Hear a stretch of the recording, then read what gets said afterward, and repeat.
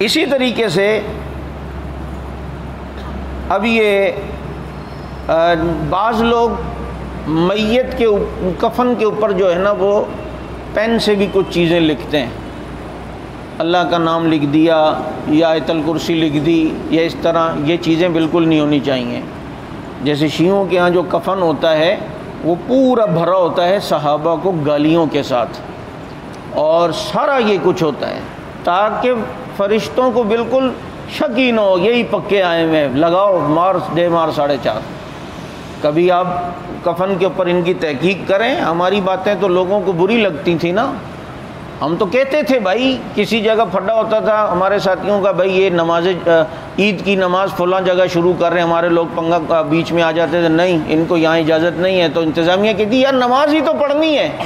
ہم کہتے ہیں مصیبت تو یہ ہے نا نماز پڑھنی نہیں ہے، ان کی نماز میں صحابہ کو گالیاں ہیں، یہ نماز نہیں ہے، یہاں تبرہ ہوگا، نہیں مانتے تھے لوگ۔ محرم میں دیکھ لیا لوگوں نے اپنی وہ جو نماز کے بعد جو شروع ہوئے ہیں تو حضرت معاویہ رضی اللہ عنہ پر اور فلاں فلاں پر لعنتیں کی ہیں نہیں کی ہیں، اور کہا آج تک وہ اس پہ اڑے ہوئے